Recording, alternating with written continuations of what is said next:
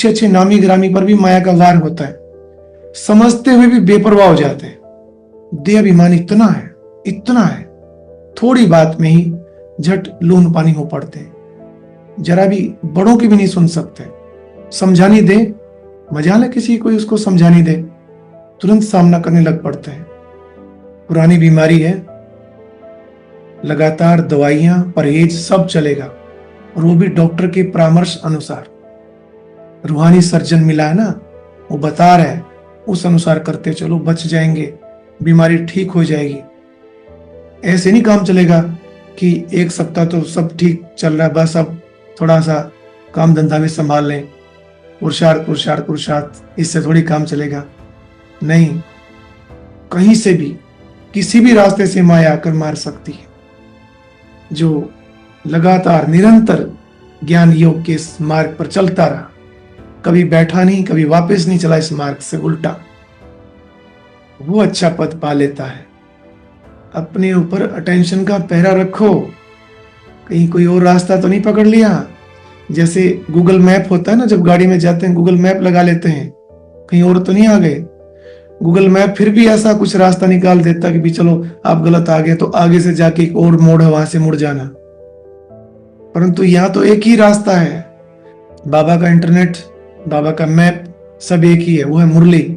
बस इसको देखते रहो, आप चलते रहेंगे, मुरली में डायरेक्शन मिलते हैं। जो यहां सेवक है वो भविष्य में राजा है। जो यहां राजाई के चक्कर में रहता है, थोड़ा साहूकार बन जाऊं, थोड़ा कुछ पद मिल जाए, हाँ अगर घर की स्थिति ऐसी है कि करनी पड़ेगी जॉब, एक ही बच्चा है और घर में स्थिति ऐसी है, तो वो कमाए खाए, उसके लिए बाबा मना नहीं करते।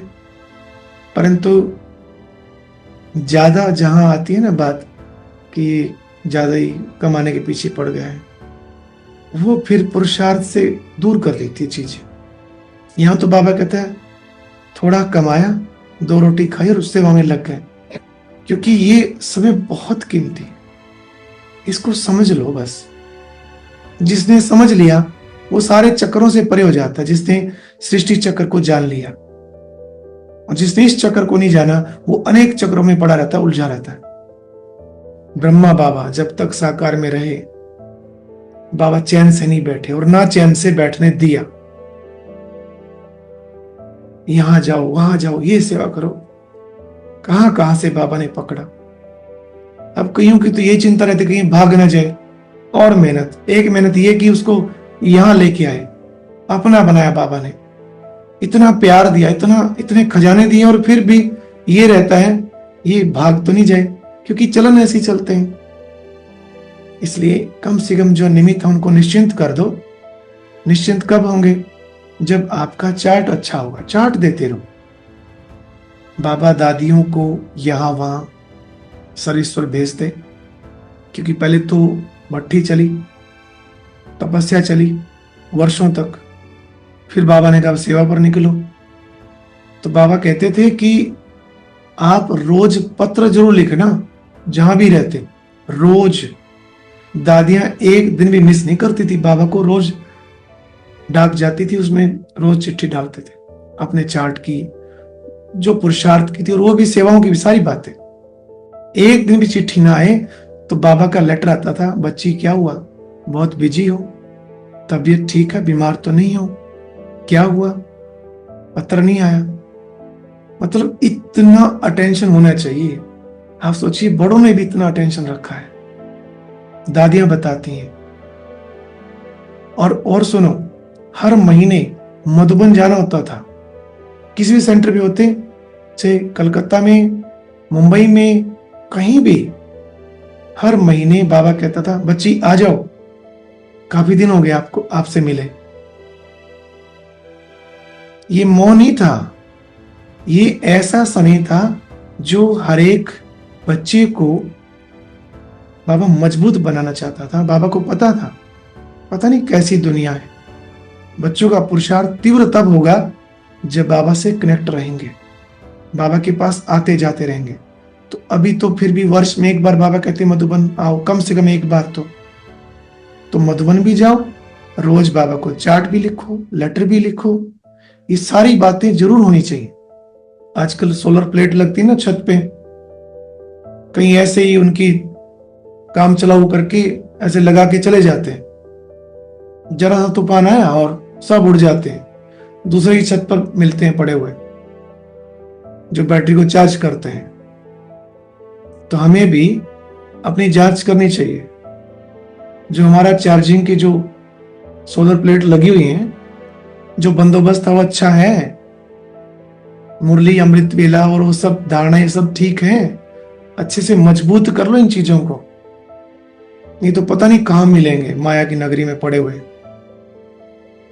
बाहर से किसी को दिखाने की आवश्यकता नहीं है कि हम ठीक चल रहे हैं, महारथी हैं, बहुत अच्छे पुरुषार्थी हैं।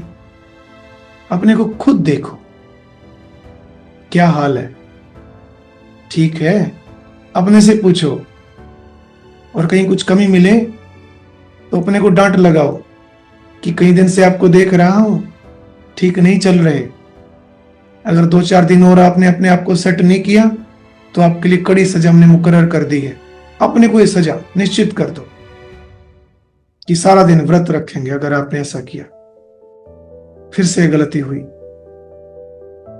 कभी मौन व्रत, कभी भोजन का व्रत रख लो, कभी सारा दिन सेवा सेंटर पे जाके चाहे झाड़ू पोछा कुछ करना पड़े, डस्टिंग करनी पड़े, आज 3 घंटा योग करेंगे। तो अपना मास्टर बनो, चेकिंग मास्टर, फिर ठीक भी करो। ये थोड़ी रोज रोज सजाएं खाते रहो। कई बार स्कूल में बच्चे कुछ ऐसे होते हैं, टीचर होमवर्क देते नहीं किया, फिर पिटाई हुई, अगले दिन फिर नहीं किया, फिर पिटाई हुई, फिर उस विद्यार्थी को आदत पड़ जाती है कि कुछ नहीं, 2 डंडे मारेगा टीचर। तो ऐसा भी नहीं बनना। माया नाक कान एकदम काट लेती है, सबके कान सुरक्षित हैं। अमृत वेला और नुमाश्याम ये 2 कान है हमारे, समझ लो।